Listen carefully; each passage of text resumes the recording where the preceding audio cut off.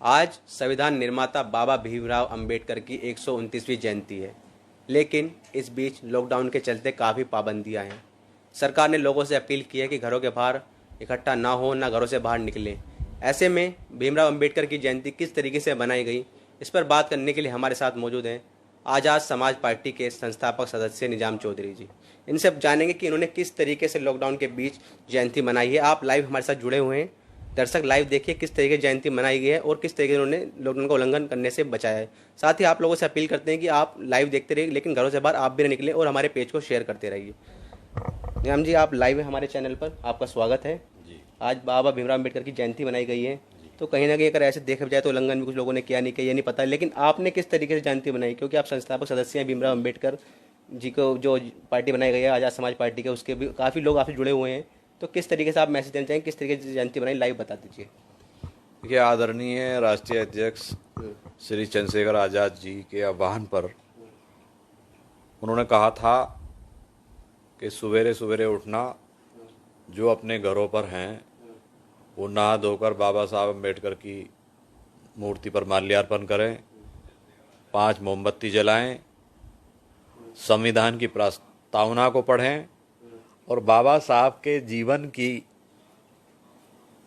सारी कहानियाँ, सारी सच्चाई लोगों को बताएं और लोगों को जागरूक करें कि बाबा साहब ने किस तरीके से अपने समाज को जीना सिखाया, अधिकारों को लेना सिखाया, अधिकारों के लिए संघर्ष करना सिखाया।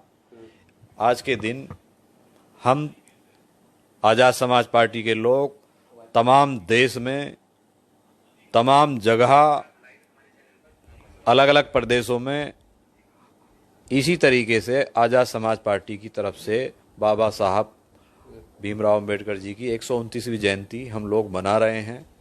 हमारे राजस्थान में लोग मना रहे हैं, मध्य प्रदेश में, महाराष्ट्र में बड़े ज़ोर शोर से हमारी आज़ाद समाज पार्टी के लोग इस जयंती को मना रहे हैं।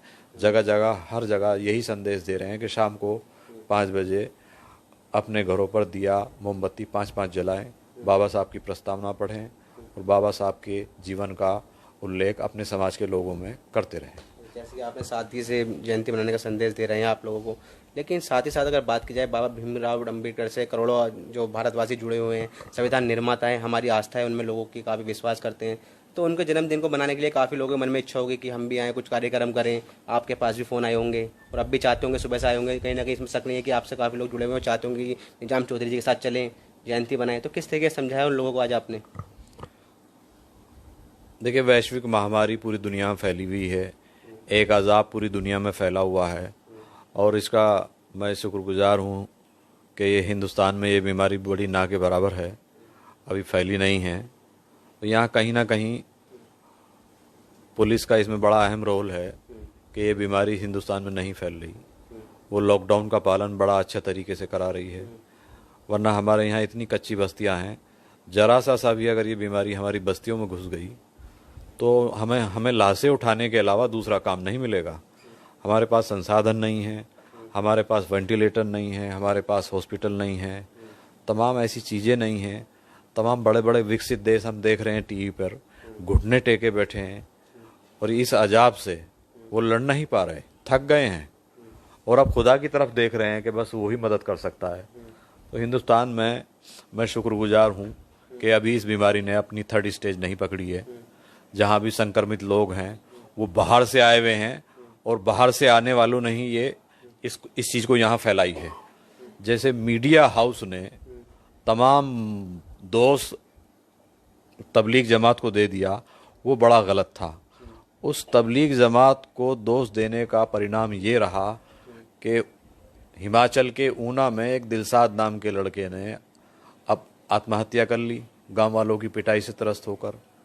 गांव वालों ने उसको पकड़ करके पहले पुलिस को दिया, पुलिस ने उसकी रिपोर्ट कराई, रिपोर्ट नेगेटिव आई, फिर गांव में छोड़ा, गांव वालों ने फिर उसको मारा कि ये कोरोना लेके आया है, तो उसने आत्महत्या कर ली। एक सब्जी वाला एक मोहल्ले में गया मुसलमान का, उसको लोगों ने पकड़ कर इतना पीटा, वो हॉस्पिटलाइज है कि तू मुसलमान है, तू ये कोरोना लेके आ गया यहाँ। तो एक वायरस जो पूरी दुनिया में फैल रहा है, वो तो उससे तो हम लड़ ही रहे हैं, लेकिन ये जो मीडिया ने इस मुल्क में ये जो वायरस फैलाया है हिंदू और मुसलमानों के बीच में, ये पता नहीं कब जाके ख़त्म होगा। उस वायरस की तो दवा मिल जाएगी, लेकिन इस वायरस की दवा कब मिलेगी ये तो आने वाला वक्त बताएगा। ये तो मीडिया को लेकर जो थे आपके निजी विचार थे अपने कि आप क्या सोचते हैं मीडिया को लेकर। हालांकि कुछ मीडिया का ये भी कि लोगों को जागरूक करती है, गलत जो काम हो रहे हैं उनसे भी लोगों को बचाती है, लेकिन कहीं ना कहीं वो आपकी राय है कि कुछ जो मीडिया चैनल हैं वो जहर खोलने का काम करते हैं समाज में। लेकिन हम बात पर आते हैं, आज जैसे कि आज जयंती है भीमराव अम्बेडकर जी की, और आज़ाद समाज पार्टी जो है वो भीमराव अम्बेडकर के पद चिन्हों पर चलती है।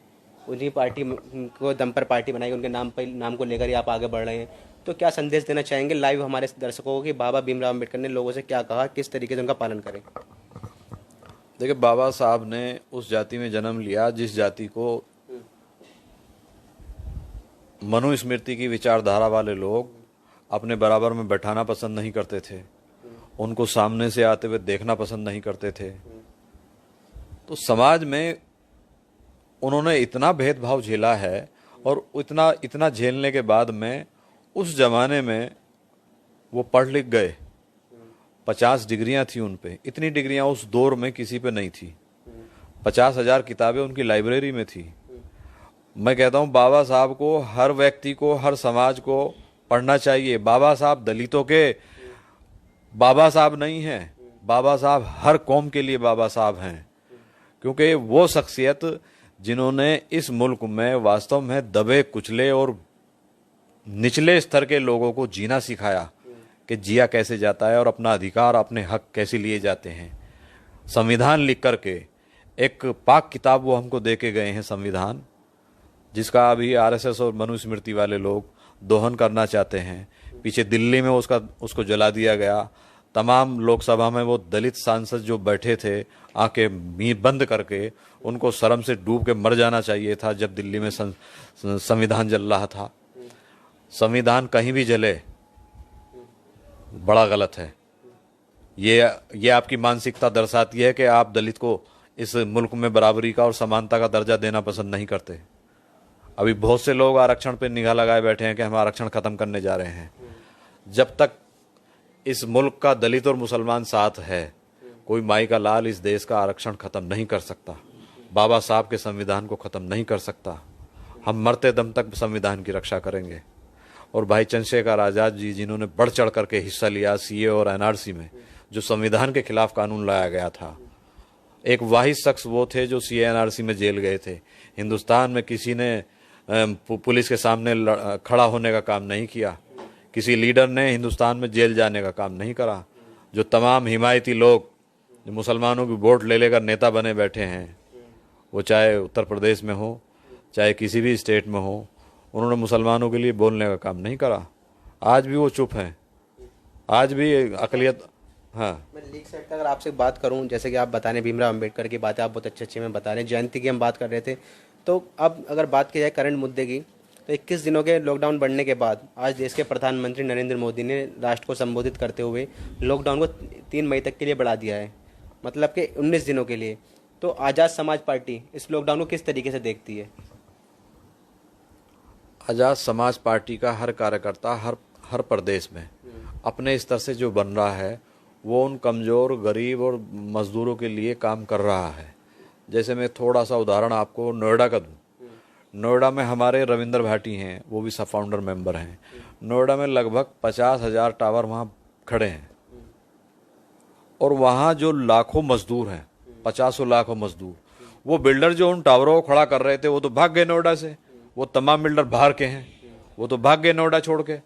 कोई दिल्ली का है, कोई महाराष्ट्र का है, बम्बई का है, वहाँ पहुँच गए। लेकिन ये जो मजदूर वहाँ लाखों की संख्या में पड़ा था, लॉकडाउन होने के कारण वो भी वहीं फंस गया। तो बड़े स्तर पर आज नोएडा में आज़ाद समाज पार्टी के लोग राशन पहुंचाने का और खाना देने का काम कर रहे हैं। उन मजदूरों को वहां सांस लेने का और जिंदा रखने का काम कर रहे हैं। सरकार अब जो 19 दिन का बढ़ा है 21 दिन के बाद, ये क्या लगता है आपको सही हुआ या कहीं ना कहीं इसमें कुछ अब कमियां हैं, गलत हुआ है, क्या कहेंगे? देखिए, जैसी महामारी फैल रही है, मैं इसको ये नहीं कहूँगा कि ये गलत हुआ। ये लॉकडाउन तब तक रहना चाहिए जब तक ये बीमारी नेस्ता नाबूद ना हो जा। एक आदमी 400 आदमियों को संक्रमित करता है। आप अंदाजा लगाइए कि ये बीमारी किस स्तर पर बढ़ जाएगी हिंदुस्तान में। WHO के जॉइंट सेक्रेटरी लव अग्रवाल अभी पीछे बोल रहे थे कि अब तक हमारे मुल्क में अगर हमने लॉकडाउन ना किया होता टाइम पर तो अब तक लगभग 8-9 लाख यहाँ संक्रमित व्यक्ति होते। अब लगाइए आप अंदाजा 8-9 लाख संक्रमित, तो कितना आंकड़ा बैठता मौत का जा करके। वो सारी चीज़ें रोकी हैं, इसके लिए सरकार बधाई की पात्र है। सरकार बहुत अच्छा काम कर रही है, पुलिस अच्छा काम कर रही है, लेकिन बीमारी तो अपनी जगह है, पेट अपनी जगह है। सरकार को उन भूखों के पेट को भी देखना पड़ेगा जो लोग झोपड़पट्टी में रह करके भोजन की तरफ और राशन की तरफ आस लगाए बैठे हैं, जो बच्चे बिलख रहे हैं दूध के लिए, उनकी तरफ भी देखना पड़ेगा। अब हम सारी चीज़ें सरकार पर नहीं छोड़ सकते। मैं तमाम उन सामाजिक संगठनों से, राजनीतिक पार्टियों से, तमाम उन पैसे वालों से कहूँगा, ऊपर लेके थोड़ी जाओगे। अगर ये बीमारी फैल गई तो हो सकता है तुम में भी आ जाए। इंग्लैंड का प्रधानमंत्री संक्रमित होकर पड़ा है, तो मुंबई में ये बीमारी बड़ी तेजी से फैल रही है। अगर तुम्हारे मुल्क में फैल गई और तुम तक पहुंच गई और तुम भी मर गए तो इस पैसे को ऊपर थोड़ी लेके जाओगे। अरे बांट दो इन गरीबों में। सबसे अच्छी खिदमत खल्क है।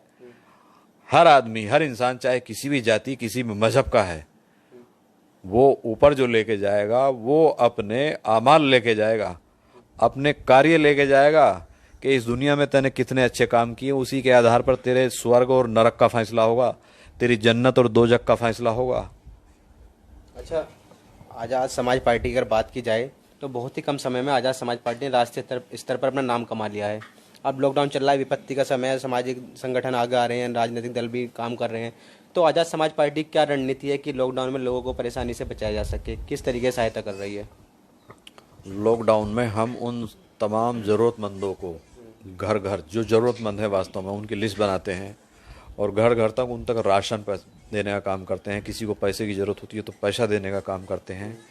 और ये काम आज़ाद समाज पार्टी हिंदुस्तान में एक वाहिद ऐसी पार्टी है जो बड़े युद्ध स्तर पर ये काम कर रही है।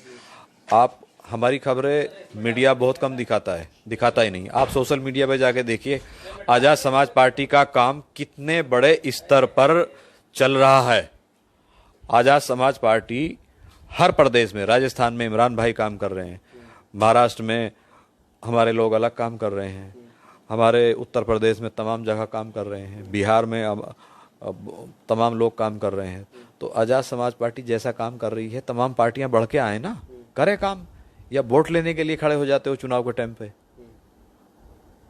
तो ऐसे लोगों को शर्म आनी चाहिए जो वोट के टाइम पे काम आते हैं। अरे आओ मदद करो इन गरीब लोगों की। अभी ये जो लॉकडाउन चला है ये परीक्षा की घड़ी है, क्योंकि पहला लॉकडाउन हमने झेल लिया, दूसरा लॉकडाउन झेलना ये बहुत कठिन काम है। इसमें गरीब आदमी टूट जाएगा, इसमें मिडिल क्लास आदमी टूट जाएगा। मिडिल क्लास आदमी किसी से पैसा नहीं मांगता, शर्म के मारे नहीं कहता। गरीब तो चलो बेचारा मांग लेता है, लेकिन सरकार को मध्यम वर्गीय परिवारों का भी ध्यान रखना होगा। हमारी पार्टी हर स्तर पर हर तरीके से काम कर रही है और करती रहेगी जब तक हमारी आस में आस है। हमारे राष्ट्रीय अध्यक्ष चंद्रशेखर आज़ाद रावण जी का निर्देश है, हम लोग ये काम करते रहेंगे। अच्छा निजाम जी, जैसे कि आप आज़ाद समाज पार्टी के संस्थापक सदस्य होने के साथ साथ मुरादनगर से बिलोंग करते हैं, मुरादनगर मजदूर यूनियन के अध्यक्ष भी रहे हैं काफ़ी लंबे समय से और अभी भी आप पर जिम्मेदारी है। ऐसे में मुरादनगर में काफ़ी मजदूर रहते हैं, गरीब परिवार के लोग रहते हैं, यहाँ मुरादनगर में हैंडलूम फैक्ट्री में काम करते हैं, उनको काफ़ी दिक्कतों का सामना करना पड़ रहा है। उनका कहना है कि हमें दिहाड़ी नहीं मिल रही है, रोजगार नहीं मिल रहा है। तो उनके लिए निचले स्तर पर किस तरीके से काम कर रहे हैं आप मुरादनगर को लेकर? देखिए, एक तो हमने अपना एक संगठन बना रखा है, उसमें पैसा इकट्ठा करते हैं और जो ज़रूरतमंद होता है उसे पहुंचाने का काम करते हैं।